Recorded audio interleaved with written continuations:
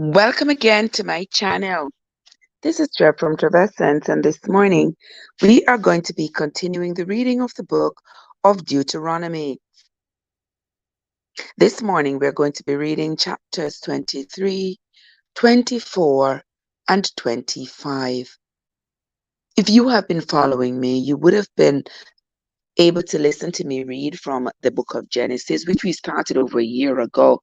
We've had some intermittent stops along the way, but they're all still really on my channel, so you can always go back and listen to them. Swoop, how are you doing?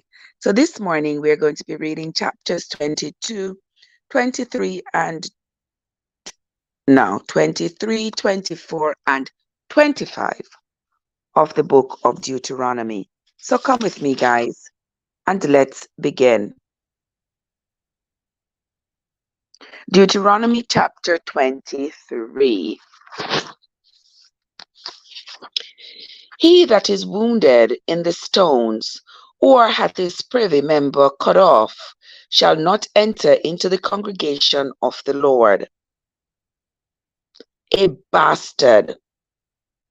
Now you see where that word came from? A bastard shall not enter into the congregation of the Lord. Even to his 10th generation shall he not enter into the congregation of the Lord. Now, I'm stopping right there because I must say this. So some while ago, we had a conversation about the old teachings of the church. I told you all that I was born and raised as an Adventist, and when I was a baby, which was 50 years ago, I was not allowed to be christened in the church. My sisters and I were not allowed to be christened in the church because our parents were not married. And so I got a lot of people saying, really? Really? I had to send them back to go take a look at the history of the church that the denomination of which I have pledged allegiance, right? I could not be christened in the church because I was, quote unquote, a bastard because my parents were not married. And I had to be christened in the church, in a Pentecostal church. I had to be christened in a Pentecostal church. So you see, when I tell you all that a lot of these laws that the churches are following, they're not sustainable. Because right now, you can christen your baby. Anybody can christen their baby in the Adventist church. And I'm not saying anything bad about the Adventist church. That's the church I've always gone to. That's the only church I'm ever going to go to. End of story. But I'm just saying that this is where we are coming from as a people. And just as how Moses had to change the law to accommodate, just like how Moses had to change the law to accommodate Zelophehad's daughters back in the day, so too has the Adventist church had to change that rule to accommodate the people of the church, because many people in the church were having babies. Don't mind the fact that they put you what they call backbench you, because you went against the grain of the rules that were taught in the church. But they had to change. So when people are fussing about stuff changing and the Bible is forever and the Bible shouldn't change and the word shouldn't change, stop, listen, and learn that things change, because these old archaic laws are not sustainable in a modern society. We have to embrace the people, the people's desires, and the events that are occurring in people's lives. We can't just get up and say, "Oh, we're gonna just be draconian and move forward with these old archaic laws because the Bible says so." Here is the same Bible that is saying you cannot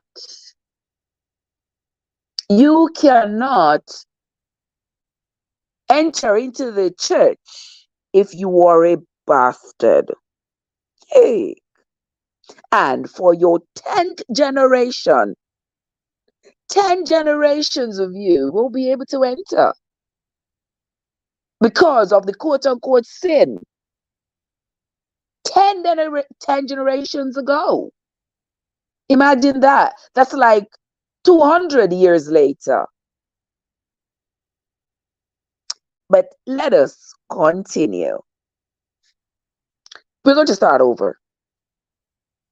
Chapter 23 of the book of Deuteronomy.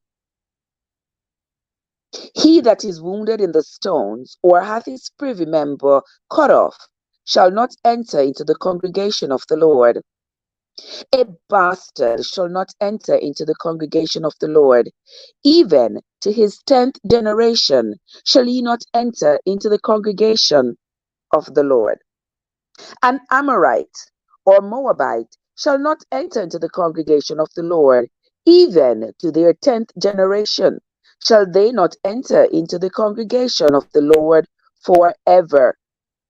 Because they met you not with bread and with water in the way, when ye came forth out of Egypt, and because they hired against thee Balaam the son of Beor of Pethor of Mesopotamia to curse thee.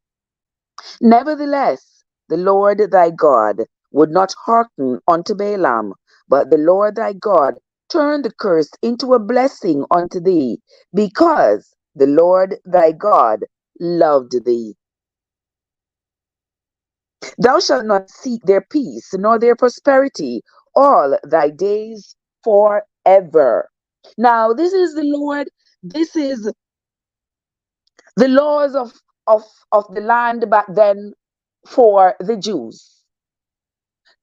So they are being told what they should do and what they should not do. And right here, this is encouraging blatant hatred. Nonetheless, the Moabites and those are what they called them, the Gentiles who lived around the Jews. Those people were, it was a reciprocated hatred between them and the Jewish people. It wasn't like I hate you, but you love me. It was everybody hating everybody. Each side hated the other side. Now here's the Bible telling them, those people shall not come into the temple. You ever wonder why strangers can't just walk into a tabernacle? Think about it. Okay. Because they should not mix with you. Okay. You ever wonder why somebody who is of Jewish descent gets a backlash if they venture out to marry somebody who is not? Think about it. But let us continue. We are on to verse 5. Nevertheless, the Lord thy God will not hearken unto Balaam, but the Lord thy God turned the curse into a blessing unto thee, because the Lord thy God loved thee. Thou shalt not seek their peace nor their prosperity all thy days forever. Thou shalt not abhor an Edomite, for he is thy brother. So he's saying right here that an Edomite, that is your brother. You shouldn't abhor him. You shouldn't hate him. But you should hate the Amorites and you should hate the Moabites. Thou shalt not hate an Egyptian, because thou wast a stranger in his land. The children that are begotten of them shall enter into the congregation of the Lord in their 3rd generation. You all got that? They shouldn't hate the Edomites, because the Edomites are their brother. They shouldn't hate the Egyptians because they were once living in the Egyptian land. So for you to love somebody, it has to be conditional. That's exactly what this is saying. For them to have privileges around you, it has to be conditional.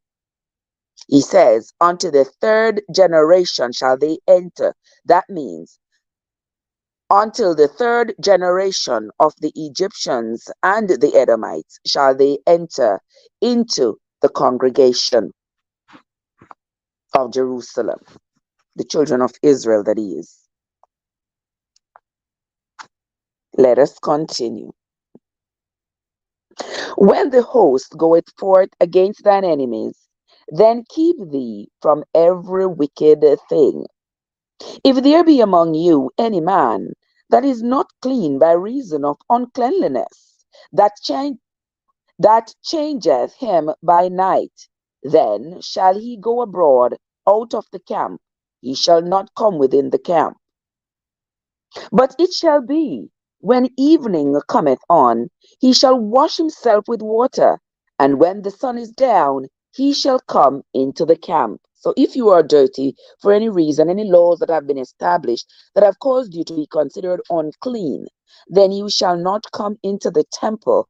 You shall stay out, you shall wash yourself with water, and then in the evening, that's when you shall be welcomed back into the tabernacle or into the camp. Verse 12, thou shalt have a place also within the camp, whither thou shalt go forth abroad. And thou shalt have a paddle upon thy weapon, and it shall be, when thou wilt ease thyself abroad, thou shalt dig therewith, and shalt turn back and cover that which cometh from thee. Okay. Is that supposed to be your excrement? That which cometh from thee? That's how I interpret that. That when you go out to battle, you shall have a paddle on your weapon, so that when you go out to battle and you have to use the bathroom in the fields, you use the paddle to dig a hole and then cover it. That's how I interpret that. If you know differently or think differently, let me know in the comments. For the Lord thy God walketh in the midst of thy camp, to deliver thee, and to give thee thine enemies before thee. Therefore shall thy camp be holy, that he see no unclean thing in thee, and turn away from thee. Thou shalt not deliver unto his master the servant which is escaped from his master unto thee. He shall dwell with thee, even among you, in that place which he shall choose in one of thy gates, where it liketh him best. Thou shalt not oppress him. There shall be no whore of the daughters of Israel, nor a sodomite of the sons of Israel. Thou shalt not bring the hire of a whore, or the price of a dog, into the house of the Lord thy God for any vow, for even both these are abomination unto the Lord thy God. Thou shalt not lend upon usury to thy brother, usury of money, usury of victuals, usury of anything that is lent upon usury. Unto a stranger thou mayest lend upon usury, but unto thy brother thou shalt not lend upon usury, that the Lord thy God may bless thee in all that thou settest thine hand to in the land whither thou goest to possess it. Verse 21. When thou shalt vow a vow unto the Lord thy God, thou shalt not slack to pay it, for the Lord thy God will surely require it of thee, and it shall be sin in thee.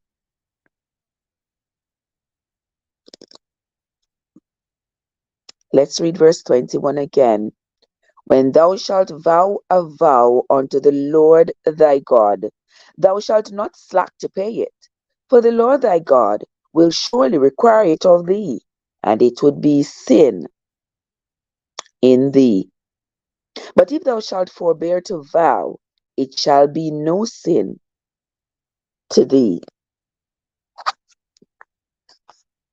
That which is gone out of thy lips thou shalt keep and perform. That means your word should be your bond. Even a freewill offering, according as thou hast vowed unto the Lord your God, which thou hast promised with thy mouth. When thou comest into thy neighbor's vineyard, then thou mayest eat grapes, thy fill at thine own pleasure, but thou shalt not put away any in thy vessel. When thou comest into the standing corn of thy neighbor, then thou mayest pluck the ear with thine hand, but thou shalt not move a sickle unto thy neighbor's standing corn. Let's move on to that is the end of chapter 23.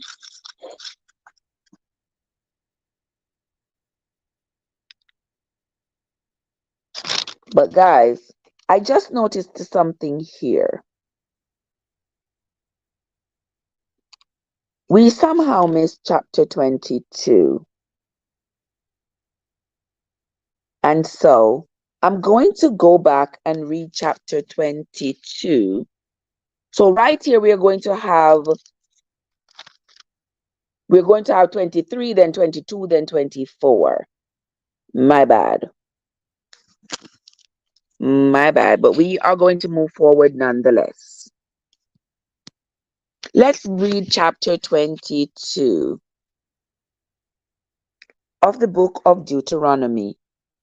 Thou shalt not see thy brother's ox or his sheep go astray, and hide thyself from them. Thou shalt in any case bring them again unto thy brother.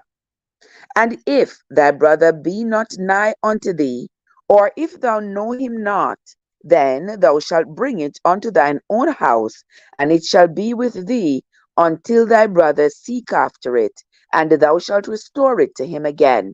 So if you see your neighbor's animals going astray, you should not just allow the animal to keep walking and going further and further astray, but you have an obligation to seek out your brother and deliver to him his animal that's gone astray. And if you can't find that person, you are obligated per this law to keep that animal until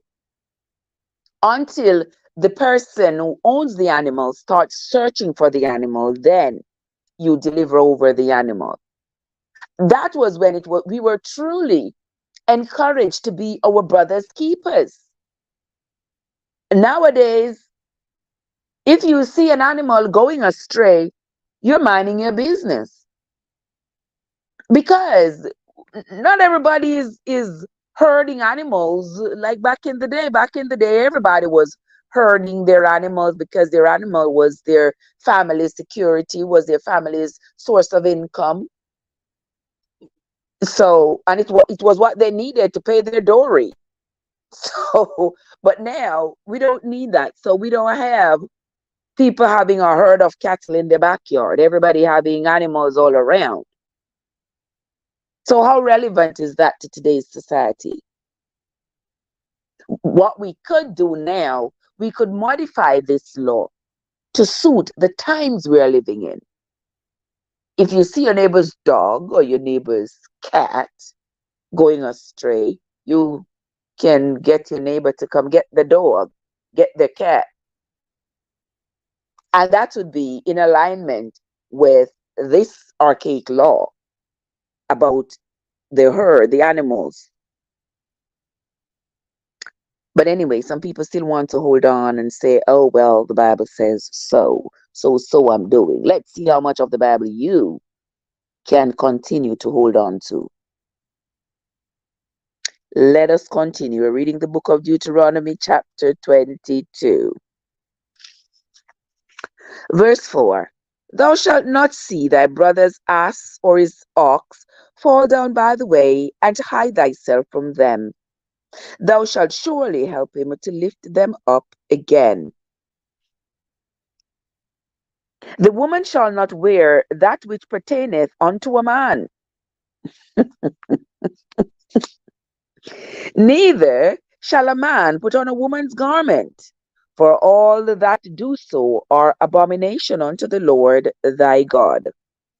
If a bird's nest chance to be before thee in the way in any tree, or on the ground, whither they be young ones or eggs, and the dam sitting upon the young, or upon the eggs, thou shalt not take the dam with the young. But thou shalt in any wise let the dam go, and take the young to thee, that it may be well with thee, and that thou mayst prolong thy days. So for you to have long life, if you see a bird's nest, you can't take both. You can't take both the mother and the eggs, or the mother and the young ones. You got to take the young ones and let the mother go, so that your days may be long. Verse 8. When thou buildest a new house, then thou shalt make a battlement for thy roof, that thou bring not blood upon thine house, if any man fall from thence. Okay. So you got to build this battlement on your house so that no one can fall off if they are working on it. Build what, like a scaffolding? I don't know. These are the laws of the Bible, guys. It's not me. I'm just reading it so we can all have a layman's understanding of these historic writings that many of us seek to follow diligently without any diversions. Let's see how well we can do that after we have finished reading this book. Let us continue. We are on to verse 9 of Deuteronomy chapter 22. Thou shalt not sow thy vineyard with divers seeds, lest the fruit of thy seed which thou hast sown, and the fruit of thy vineyard be defiled. Thou shalt not plow with an ox and an ass together. Thou shalt not wear a garment of divers sorts, as of woolen and linen together. You can't put wool and linen together to make your clothes. Thou shalt make thee fringes upon the four quarters of thy vesture, wherewith thou coverest thyself.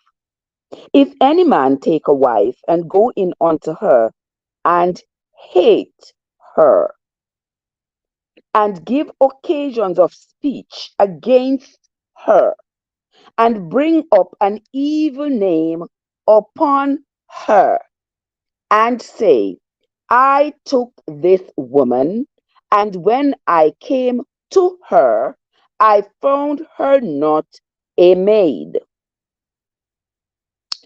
Then shall the father of the damsel and her mother take and bring forth the tokens of the damsel's virginity unto the elders of the city in the gate. And the damsel's father shall say unto the elders, I gave my daughter unto this man to wife, and he hates her. And lo, he hath given occasions of speech against her, saying, I found not thy daughter a maid, and yet these are the tokens of my daughter's virginity. And they shall spread the cloth before the elders of the city.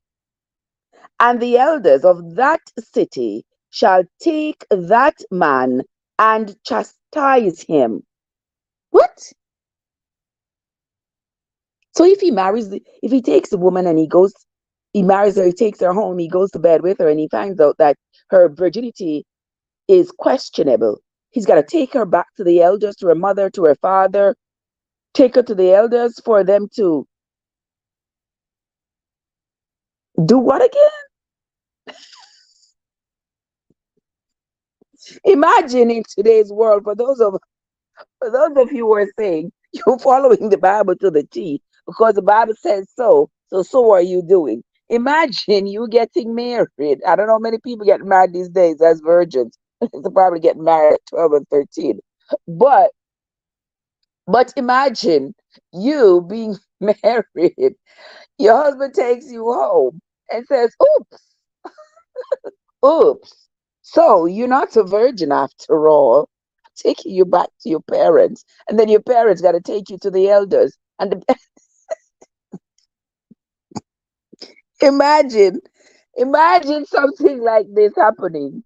So I tell you, my friends, if you want to say you are following the Bible to the T and you want to come to me with the argument that because the Bible says X, Y, Z, you are going to follow it. Here, right here, is another example of why you can't say that, of why your argument is as weak as a flea. Let us continue. Deuteronomy chapter 22. We're on to verse 19.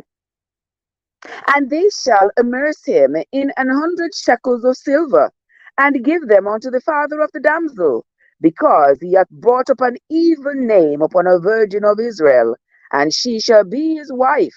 He may not put her away all his days. Okay? So if he determines, you know how some men, it's not just today that men are wicked and cruel. Not just men, women are wicked too. But I'm gonna say men for argument's sake of this reading. So you marry the woman, you take her home. You determine, hey, you don't like her, you don't like what she got, you don't like whatever the reason you want to come up with, because men, they will come up with all kind of cockadoodle reasons as to why they don't love their wife, why they don't like their wife anymore, X, Y, Z. So you don't like your wife anymore. You've just married her, and all of a sudden you just don't want to be with her anymore. You got to take her back to her parents because you don't want to be with her anymore. But the law says that you should marry a virgin. Now you have married her, you have taken her home, you have defiled her. As it says here, you have defiled her. But now you hate her. So you take her back to her parents. What should her parents do with her now that you have brought her back? You have unvirginized her and now brought her back. Nobody else, according to the law, should marry her now because her husband is not divorced from her. She was married and she has been defiled. So here the elders say, oh, no. You're not going to bring her back just like that. We have found that she was indeed a virgin when you married her. So you're the one who defiled her. Don't come up with this mess. Talk about she wasn't, because she was. You gonna keep her for the rest of your life. Now imagine if that happened in today's society, where your daughter is married and she and her husband has a falling out. He divorces her, puts her out of the house, whatever the case may be, and she comes home to you. And you says to the husband, heck to the no, you shall not bring my daughter back home because you took her from here and you married her, so you are going to keep her for the rest of your life. And you take your daughter back and you tell the husband he got to keep her. Imagine that. What do you think might happen after that? Your guess is as good as mine. Let us continue. Verse 21 of chapter 22 of the book of Deuteronomy. Then they shall bring out the damsel to the door of her father's house, and the men of her city shall stone her with stones. Want to hear that? Exactly. That's what would happen to her. That's what would happen to her, or even worse, they would have to bury her. But listen, here they say, Let me go back to chapter 19 because we got to get this in order. And they shall immerse him in 100 shekels of silver and give them unto the father of the damsel, because he hath brought up an evil name upon a virgin of Israel, and she shall be his wife. He may not put her away all his days. But continue to listen. In the same breath, listen to this. But if this thing be true, and the tokens of virginity be not found for the damsel. All right. So if they have found that she was indeed a virgin when he married her, then they're going to bring her back to him, and he got to keep her for the rest of his life. But if they found that he has told a lie, that she was not a virgin, when in fact she was, he got to keep her. But if it's the other way around, this is what they're going to do to her. Now listen. He's now exactly, Soup. He is resenting her now. Let's read what verse 20 says. But if this thing be true, and the tokens of virginity be not found for the damsel, then they shall bring out the damsel to the door of her father's house, and the men of her city shall stone her with stones that she die, because she hath wrought folly in Israel, to play the whore in her father's house. So shalt thou put evil away from among you. Do y'all still have that argument that you got to go by the Bible, whatever the Bible say? Now, would you want something like this happen to your child? Now, your daughter is married and she goes out to her husband. She goes on with her husband. They're now married. Her husband comes back with her a few days after that, and says to you, well, I thought your daughter was a virgin, but she's not. You take her to the temple. You allow all these old men to interrogate her and to examine her, to check for her virginity, if she was indeed a virgin when she got married. And if they found that she was indeed a virgin when she got married, but this husband hates her and is telling lies and making up story about her, they're going to bring her back to him and say, listen, you are telling lies. She was a virgin when you married her, so you are obligated to keep her for the rest of your life. Or, heck, these old men have not only interrogated, but assessed and inspected your daughter and her privacy, and they have found that indeed she was not a virgin when she got married. So she brought shame and folly on to Israel. So everybody, you're going to put her out your house, and all the men are called to stone her to death. Let us continue. But the man who has exactly, Soup. The man who has her virginity is free as a bird to go get another virgin. But she, the woman, is the one who is stoned. All right, let us continue. We are on to verse 22 of the book of Deuteronomy, chapter 22. If a man be found lying with a woman married to a husband, then they shall, both of them shall die, both the man that lay with the woman and the woman. So shalt thou put away evil from Israel. If a damsel that is a virgin be betrothed unto a husband, and a man find her in the city, and lie with her, then he shall bring them both out unto the gate of that city, and he shall stone them with stones, that they die. The damsel, because she cried not, being in the city, and the man, because he hath humbled his neighbor's wife. So thou shalt put away evil from among you. That's what was called evil back then. But if a man find a betrothed damsel in the field, and the man force her and lie with her, that is the graping, all right?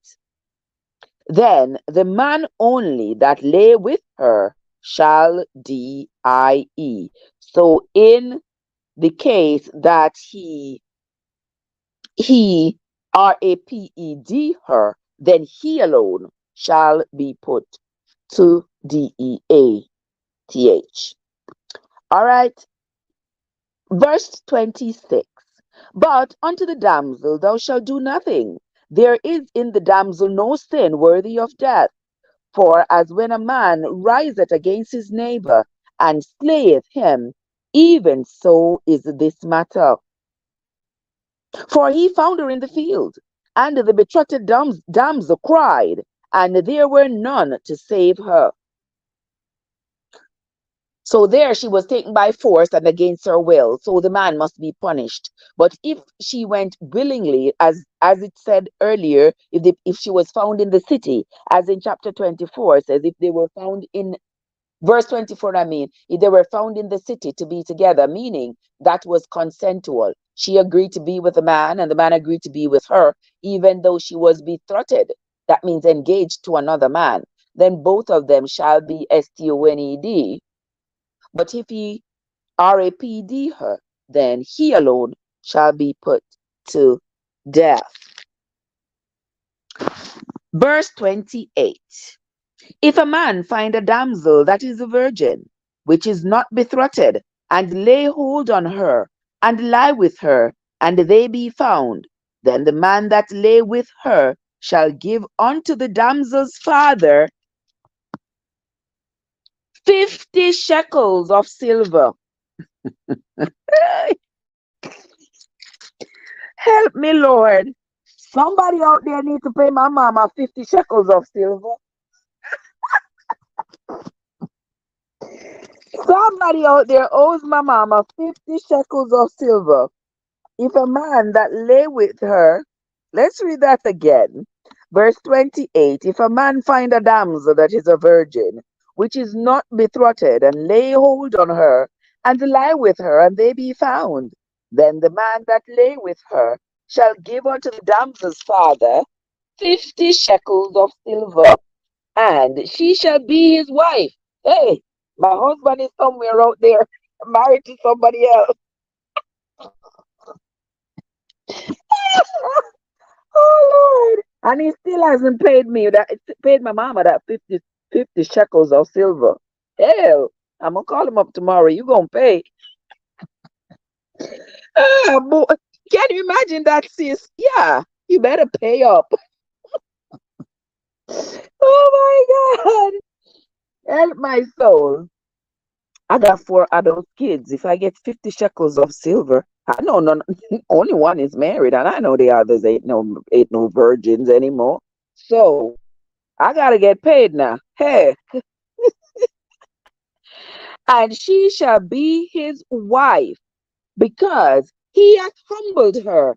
What a thing! He may not put her away all his days. Imagine that. My husband is out there married to somebody else. Ah, a man shall not take his father's wife, nor discover his father's skirt. This is the Bible. I'm reading straight from the Bible, guys. I'm not making this stuff up. The man who took your virginity is supposed to be your husband. All right? Y'all better go find him. Y'all better go find him. I'm going to find mine today. I'm going to text him, as a matter of fact, and remind him that, listen, you not only owe my mama 50 shekels, you were supposed to be my husband, because you humbled me. So you need to pay. Come on now.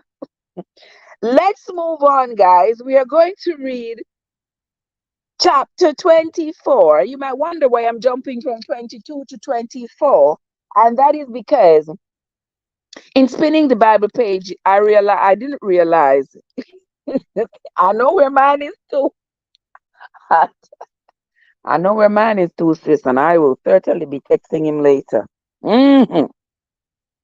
So I'm going off to chapter 24 because I'd already read chapter 23 in this reading. Accidentally, I'd read it instead of reading chapter 22. So we end up reading 23, then 22, and now we're on to 24.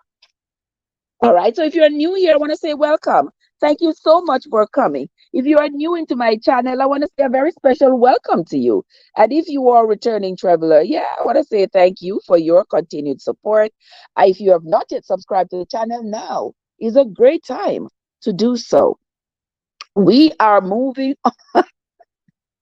You know what? One good thing, I am always grateful for the fact that I was not defiled as a child, if you know what I mean. I was still considered a child. Teenager is a child, but I wasn't defiled before I made the decision to go along with the defilement. Yeah, I'm always grateful for that, and I sympathize with everybody who has been defiled against their will because they were so young and innocent, with the innocence stolen from them. I sympathize with them. Here we move on to chapter 24. When a man hath taken a wife and married her, and it come to pass that she find no favor in his eyes, because he hath found some uncleanliness in her, then let him write her a bill of divorcement. All right. When you hear people say the Bible not agree with divorce, when you all hear people say the Bible not agree with divorce, Bible say they must stay together. Man a beat you, you claim the Bible say you have to stay together. Man a cheat on you, man a abuse you, man doing you all kinds of wicked. And you say, Lord, I got to stay because the Bible says I must stay with my husband till death do us part. He go make sure of that. Deuteronomy chapter 24. Let's read this again for those sisters out there who keep talking nonsense, being in those sour marriages that's going nowhere. Husband abusing you, husband treating you all messy, and you are staying talking about what the Bible says. It's for better or worse. I got to stay with my husband because this is my husband. Listen to what Deuteronomy chapter 24 says. When a man hath taken a wife and married her, and it come to pass that she find no favor in his eyes, because he hath found some uncleanliness in her, then let him write her a bill of divorcement and give it in her hand and send her out of his house. So there you go. You're sitting and waiting for him to divorce you. And when she is departed out of his house, she may go and be another man's wife. So be happy to leave that marriage that's not going anywhere and go be somebody else's wife. And if the latter husband, that is your second husband, if the second husband hates her and writes her a bill of divorcement and gives it in her hand and sends her out of his house, or if the latter husband die, which took her to be his wife, her former husband. I want to listen to the entanglement here that the Bible talking about. Her former husband, which sent her away, may not take her again to be his wife. After that, she is defiled, for that is abomination before the Lord, and thou shalt not cause the land to sin, which the Lord thy God giveth thee for an inheritance. When you hear these things that the Bible says, So if the man is married to the woman, And he no longer finds favor, you know, him no like her no more, him no want her no more. Him give her the divorce paper, she move on. She go find another husband. She married to that the husband. The husband no like her no more, him a divorce her too. Or he dies. The first husband can't take her back. Because that is an abomination if him take her back. So if you go married to your husband who had divorced you before, you are an abomination. You have brought sin on the land. It shall not happen. Let's continue reading verse 5. When a man hath taken a new wife, he shall not go out to war, neither shall he be charged with any business, but he shall be free at home for 1 year, and shall cheer up his wife, which he hath taken. 1 whole year, the man must stay him yard. 1 whole year, he's got to stay home with his new wife. No man shall take the nether or the upper millstones to pledge, for he taketh a man's life to pledge.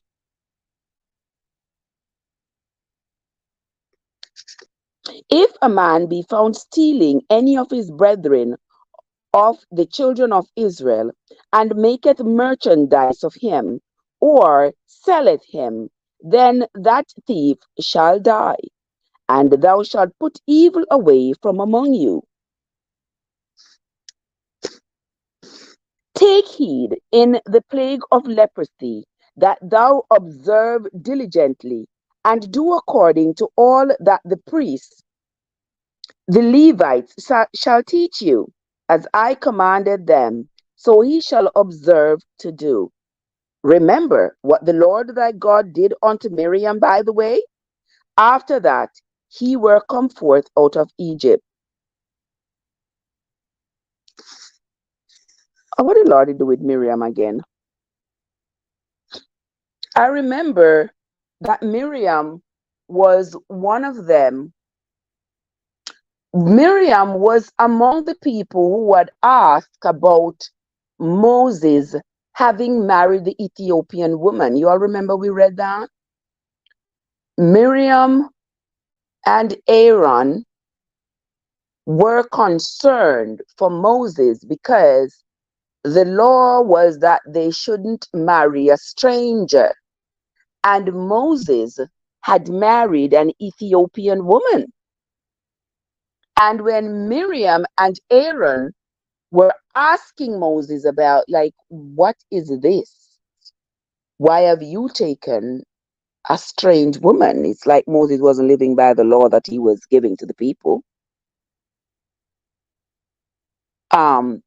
Miriam was chastised for having the audacity to ask, to question Moses, but Aaron wasn't. Miriam was seen as a traitor, but not Aaron. The women always get to bear the brunt of it. So here he's saying, remember what the Lord thy God did unto Miriam, by the way. And that, by the way, they're talking about is not like, it's not like how we say now, like, by the way, like, listen up, there's something more to say. There, by the way, means that on their journey from Egypt to the promised land, that is there by the way. So when the Bible is talking about this by the way, that's what it's talking about. Not the way we use the term by the way in today's modern language. Okay. After that, he were come forth out of Egypt. Verse 10. When thou dost lend thy brother anything, thou shalt not go into his house to fetch his pledge. Thou shalt stand abroad, and the man to whom thou dost lend shall bring out the pledge abroad unto thee. And if the man be poor, thou shalt not sleep with his pledge. In any case, thou shalt deliver him the pledge again when the sun goeth down, that he may sleep in his own raiment, and build thee and bless thee, and it shall be righteousness unto thee before the Lord thy God. Verse 14. Thou shalt not oppress an hired servant that is poor and needy, neither he be of thy brethren, or of thy strangers that are in thy land within thy gates. At this day thou shalt give him his hire, neither shall the sun go down upon it, for he is poor, and sets his heart upon it, lest he cry against thee unto the Lord, and it be sin unto thee. So if somebody is poor and you hire them, you should give them their fair pay. Don't let them have to go cry because you didn't pay them. Don't let them have to go cry to the Lord to say, look at this. I've worked for this person and this person hasn't paid me, because then it shall be sin unto you. Verse 16, the fathers shall not be put to death for the children, neither shall the children be put to death for their fathers. Every man shall be put to death for his own sin. Thou shalt not pervert the judgment of the stranger, nor of the fatherless, nor take a widow's raiment to pledge. But thou shalt remember that thou wast a bondman in Egypt, and the Lord thy God redeemed thee thence. Therefore I command thee to do this thing. Verse 19, when thou cuttest down thine harvest in thy field, and hast forgot a sheaf in the field, thou shalt not go again to fetch it. It shall be for the stranger, for the fatherless, and for the widow, that the Lord thy God may bless thee in all the work of thine hand. Okay, so when you plant your field, you shouldn't reap everything. And we also read about that in, I think, Genesis, in Leviticus, that when you plant your field and you go to reap, you shouldn't reap everything. You should leave some things. Leave some things for the poor, for the needy, for the widows. I know that if you live close to a field, I've heard my friends say that, like here in North Carolina, they got like corn fields and potato fields and lots of agriculture. And I've heard people say when the farmers have reaped all the potatoes and they leave the little stragglers in the field, people are allowed to go take it. You just can't go take it and sell it. You can't make a business out of it, but you can take it just for your own household use, which is a good thing. That's a good thing to do. Verse 20, when thou beatest thine olive, I don't know, this language in the Bible, this beatest and comest and goest, When thou beatest thine olive tree, thou shalt not go over the boughs again. It shall be for the stranger, for the fatherless, and for the widow. When you gather the grapes of your vineyard, thou shalt not glean it afterwards. It shall be for the stranger, for the fatherless, and for the widow. Verse 22, this is the last verse of chapter 25. And thou shalt remember that thou wast a bondman in the land of Egypt. Therefore I command thee to do this thing. So here, the Jews, the children of Israel, they are being commanded to do what is quote unquote considered the right things, so that they may not sin in the sight of the Lord, because these sins come with some serious consequences. So here they are saying, if you go to reap your olives, don't reap everything off each tree. If you go to reap your grapes, don't reap everything off the grapevines. Leave something for the widows, for the fatherless, for the stranger. So if there is somebody passing by who is hungry, they can maybe find a few grapes to eat. They can find a few olives. Don't take everything. And that is supposed to be their good deed to humanity. But don't forget that when it comes to sex and the way people treated conjugal connections. It was so serious back then. It's easy to just leave something in the field for somebody to eat. That's easy. That's your goodwill. But not to allow somebody to live because they have committed adultery or fornicated. You can't allow them to live for that. But you can help to feed the poor. That is a good thing. But it is okay for you to pick up stones and stone somebody because they choose to do whatever they choose to do to their body, with their body. Think about it. And think about the contradictions of love, the contradictions of caring, the contradictions of humanity, and how these contradictions in of themselves in the Bible, these very contradictions may have been the contributors to why so many people these days are not as in tune with the Bible as people used to be. Because nowadays people are reading for themselves and understanding what is said in the Bible, who is saying it, to whom it is being said, and the context of why it's being said. Now, if a book is written today, if somebody dares to write a book today to pass a law and say, this is the law of the land. If a man is found with a woman to whom he is not married, we are going to bring him in the square and throw stones at him. How many of us would say, yes, this is the book for me. This is the law right here that I was waiting on. How many of us would say that? But anyway, we walk around with the Bible in our hands and we say, I do what the Bible says because the Bible says I should do it. Just think about it. Just think about it. Think about it for a minute and ask yourself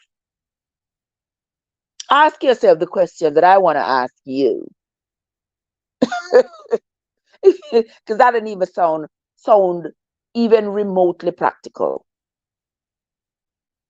So after this, I want to know if we are going to continue to say anything that is in the Bible we are following, or are we going to be conditional about it, revise it for modern day usage, or continue with these archaic laws that have been outdated and nobody is really following? I know there are places still in the world where people are stoned to death for adultery and that kind of thing.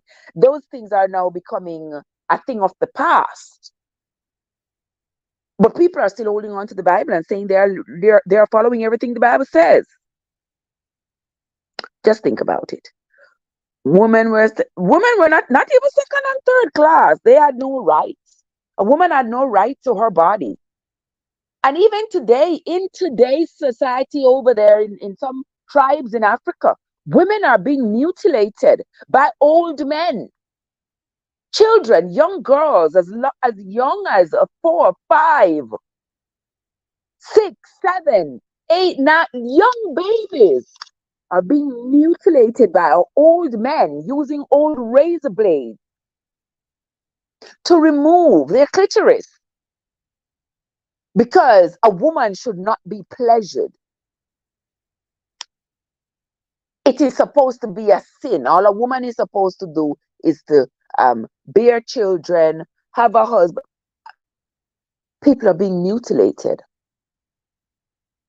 in parts of the world, and people are justifying that mutilation with biblical scriptures. People are stoning people and justifying it with biblical scriptures because it is written. Yeah. And women have had to fight. Women have had to fight to be able to work outside the home, to be able to work alongside men. And we continue to fight. The struggle continues, my friends. Oh yes, Swoop. Swoop says, I've seen that at age 10 or 11. Oh yes. Young babies, old men are tying them down, holding them down, and having them spread eagle and taking away what nature has provided for them, what nature has given them as part of their body. And you have these old men taking old rusty razors and mutilating the bodies of these children. Imagine that. But anywho, that, my friends, let me see. Did I put the topic to be? Who is that? AG, that's you. AG, what's up? Hey, good morning. How are you doing? Exactly, Sue. No anesthetic at all. No, nothing. No sedation, no nothing. Just these old men finding any old sharp implement and mutilating these children. Why? Why? But the struggle continues, my friend. The struggle continues. For this morning, we are also going to read chapter 25, and that's going to be it for this morning. We are going to read chapter 25, April 23. Yeah, let us read chapter 25. AG says, where are you? Up, go to bed. AG, I've slept already. 4 o'clock is usually my wake up time. But I was home last night, so I woke up a little bit earlier. Yeah, and I'm up. I got things to do. The day only has 24 hours. Why should I sleep for 20? Let us read chapter 25 of the book of Deuteronomy, my friends. If there be a controversy between men, and they come unto judgment, that the judges may judge them, then they shall justify the righteous and condemn the wicked.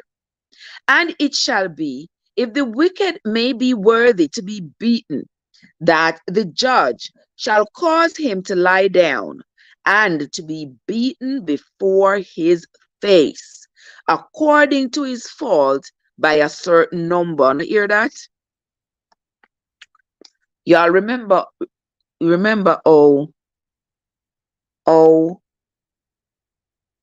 in slavery, the people used to be whipped according to whatever the crime they had committed.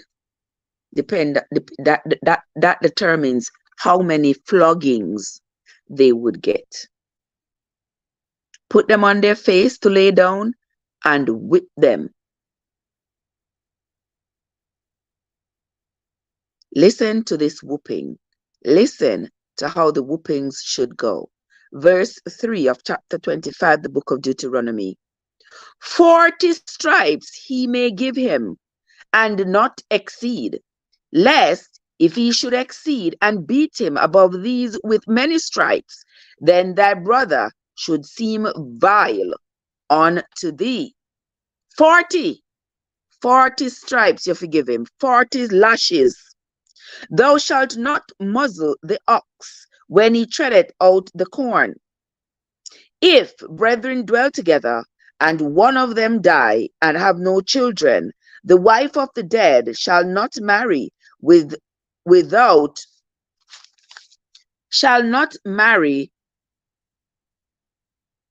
unto a stranger. Her husband's brother shall go in unto her and take her to him to wife, and perform the duty of a husband's brother unto her. All right? So if your husband died, your husband's brother have to marry you. Then you suppose your husband don't have no brother. What's supposed to happen to you?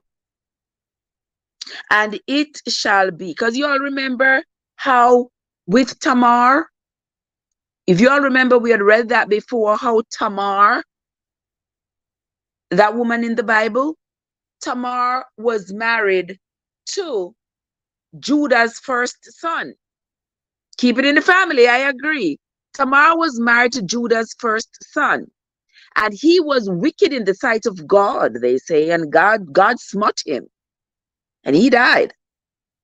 And then Tamar was married to the second son. Because you know they had to keep it in the family. And he too was wicked, and God smote him. But the third son that Judah had was too young at the time to be married to Tamar. And so Judah told her, go back to your father's house and wait there until this third son becomes an adult, and I will give him to you to marry. But when the third son became an adult, Judah did not keep his word to Tamar. And so Tamar played a trick on him, pretended to be a prostitute. And when he was going up into the hills to go shear his sheep, she offered to sell him some nookie. And he agreed to buy the nookie. And she said, well, I don't trust you. You gonna pay me right now. He said, well, I'll give you some goats, for the nookie. But I have to give you the goat. I'll send back the goat with my servant when I go up on the hill. She said, I don't trust you. You better leave me something of yours so that I can hold on to it. So that when the person come with the goat, I will give them whatever it is. He left his staff and his signet with her. And when the person came back with the goat, she was nowhere to be found. When he asked around, where's the harlot? They said, there's no prostitute here. No prostitute is here.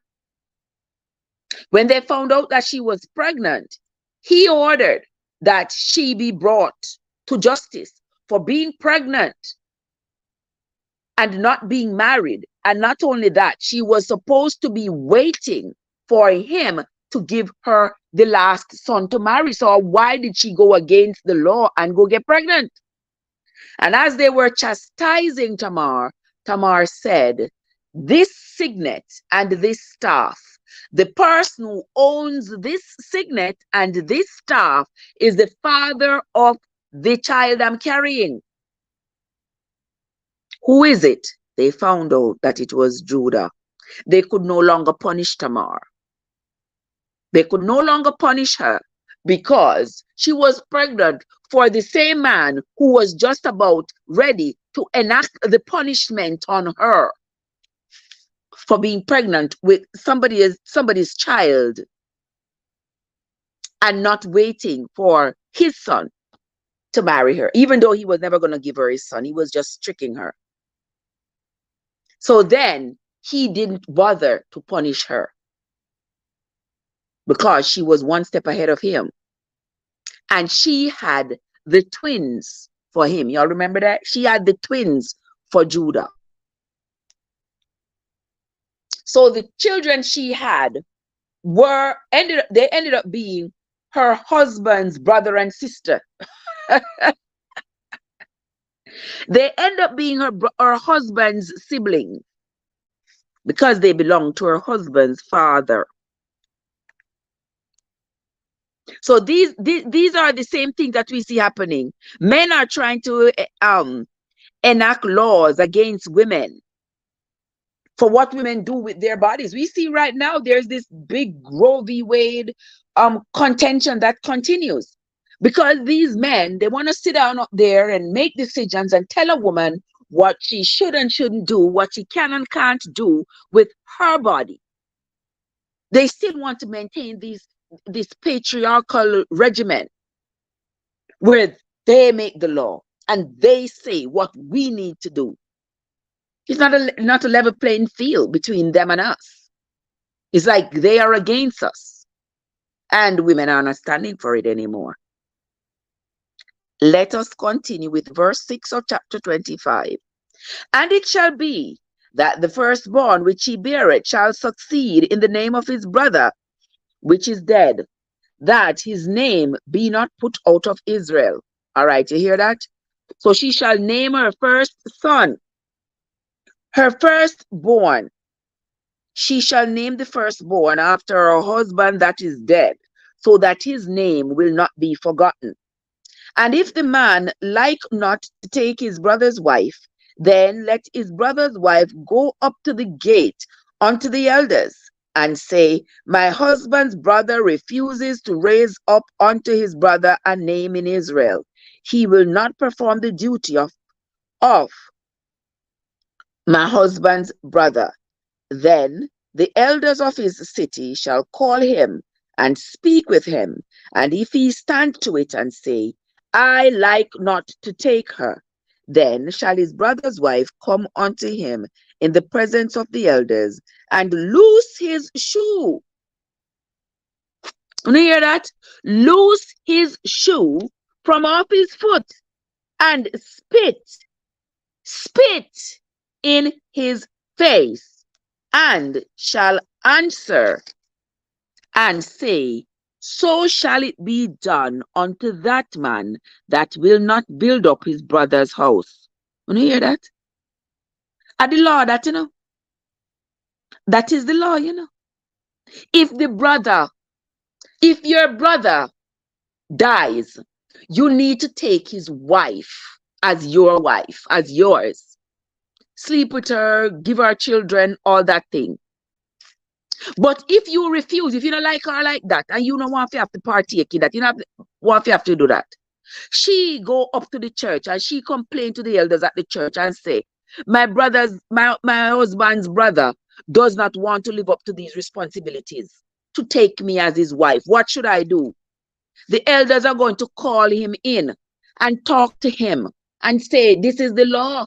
When your brother dies, you're supposed to take his wife. And the brother says, no, I do not want to partake in that. I do not want to have to do with that. The elders are going to permit this woman to bend down, take the lace out of the man's shoes. I thought they only wore sandals. I never know them wear shoes with lace. But anywho, take the lace out of his shoe and spit in his face. What? Let us continue reading. Verse 10 of chapter 25. And his name shall be called in Israel, the house of him that had his shoe loosed. When men strive together, one with another, and the wife of the one draweth near for a delivery, draws near to deliver her husband out of the hand of him that smiteth him, and puts forth her hand, and it takes him by the secrets. Then thou shalt cut off her hand, thine eye shall not pity her. What? This is another mutilation again. All right, let's read that again. When men strive together one with another, that means when they are fighting, when they are in conflict, and the wife of the one draweth near for to deliver her husband out of the hand of him that smited him. So if the wife comes into the fight to fight with the man who is fighting her husband, and puts forth her hand and taketh him by the secrets. So if she come into the fight and she grabs him by the balls, then they shall cut off her hand without pity. You shall not have any pity on her, no pity, no mercy on her. All right, Soup says the sandals is held together by the lace. Okay, there you go. There you go. All right, let us continue. Oh boy. Thou shalt not have in thy bag divers weights, a great and a small. Thou shalt not have in thine house divers measures, a great and a small. But thou shalt have a perfect and just weight, a perfect and just measure shalt thou have, that thy days may be lengthened in the land which the Lord thy God giveth thee. For all that do such things, and all that do unrighteousness, are an abomination unto the Lord. Remember what Amalek did unto thee by the way. Amalek, what did Amalek do? I don't remember. When he were come forth out of Egypt, how he met thee by the way, and smote the hindmost of thee, even all that were feeble behind thee, when thou wast faint and weary, and he feared not God. Verse 19 and last. Therefore it shall be, when the Lord thy God hath given thee rest from all thine enemies round about, in the land which the Lord thy God giveth thee for an inheritance to possess it, that thou shalt blot out the remembrance of Amalek from under heaven, thou shalt not regret it. That is the end of the reading for this morning from the book of Deuteronomy. We read Deuteronomy's chapters 23, 22, 24, and 25. I want to say thanks to each and every one of you who came into the reading this morning. Thanks to those of you who commented and those of you who stayed on the sidelines and looked in. I want to say thank you also for coming in. I sincerely appreciate every one of you. But for this morning, that's going to be it from me for this morning. Until next time, my friends, this is Trev from Trevessence, where your journey matters. Join me again tomorrow morning when we will continue the reading of the Holy Bible. We will continue reading the book of Deuteronomy. Until next time, my friends, have yourselves a great day. Thank you, Soup and AG, for commenting in the chat. I sincerely appreciate you and I appreciate your company.